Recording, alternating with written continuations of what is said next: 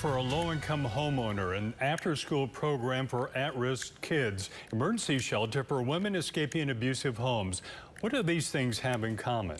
They're all programs that had their grant applications rejected by the City of Tulsa on a technicality, denied over red tape before ever being considered for the merits of their own work. And that's raising the question, is the City of Tulsa dropping the ball when it comes to customer service? Only on 8, Channel 8's Bert Mumlo reports on grievances about grants administration. Bert.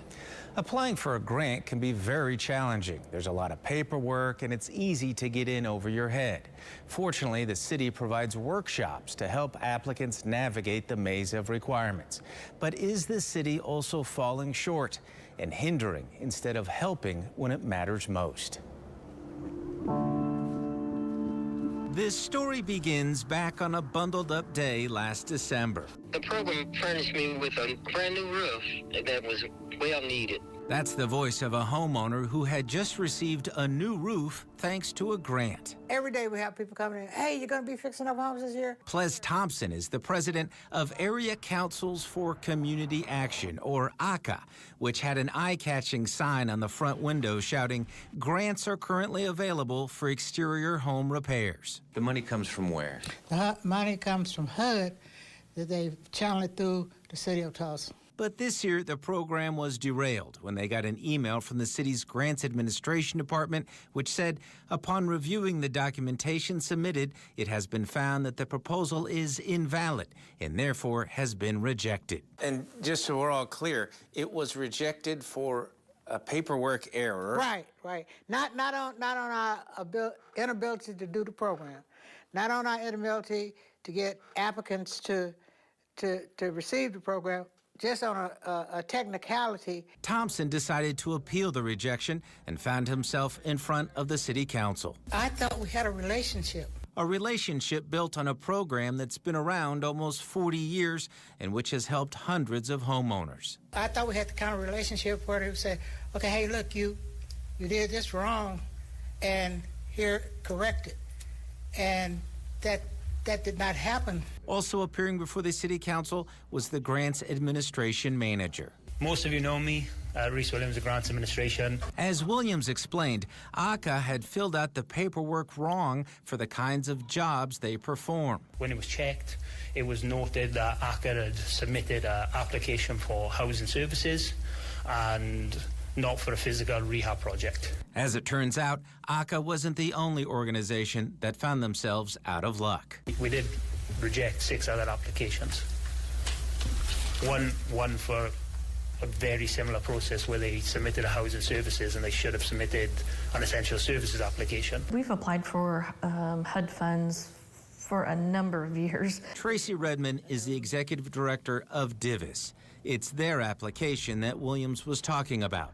They were seeking nearly $200,000. This application for us was to support housing people at our emergency shelter and then supporting them from the emergency shelter into safe, affordable housing in the community. According to Williams, here's where DIVIS went wrong. Housing counselling is an essential services, not a housing services.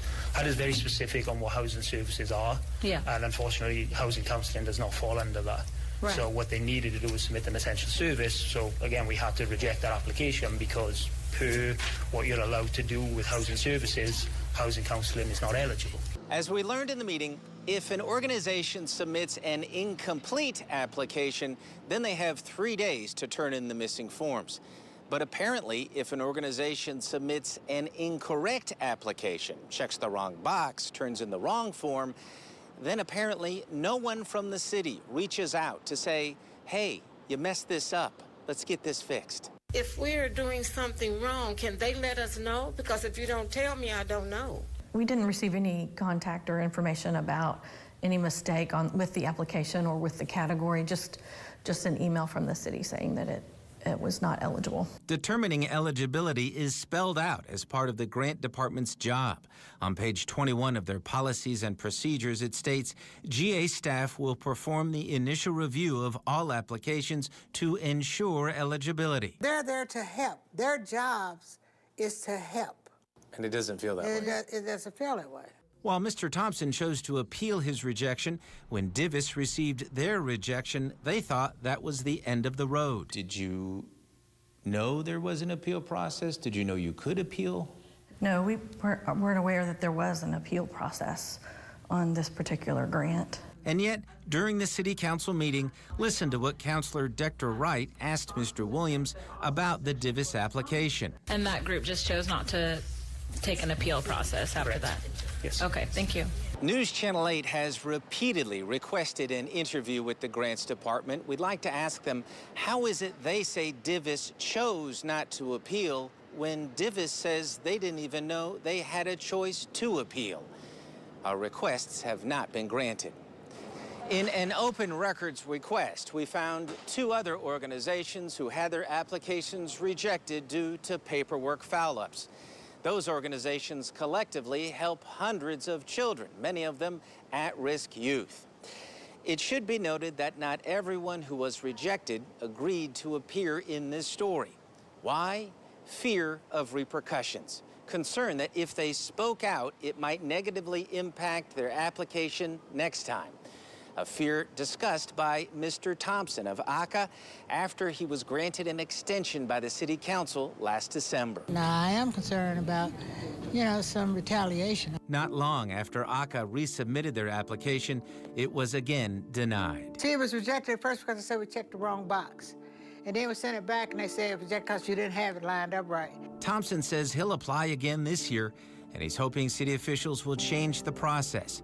A process which some say prioritizes paperwork proficiency over the merits of an organization's program. They're not right. They're not treating people right. While the city has not granted us an interview on this topic, they have given us a few statements essentially detailing what the applicants did wrong. To read their full statements, visit this story at KTL.com. Burt Mumlo, News Channel 8.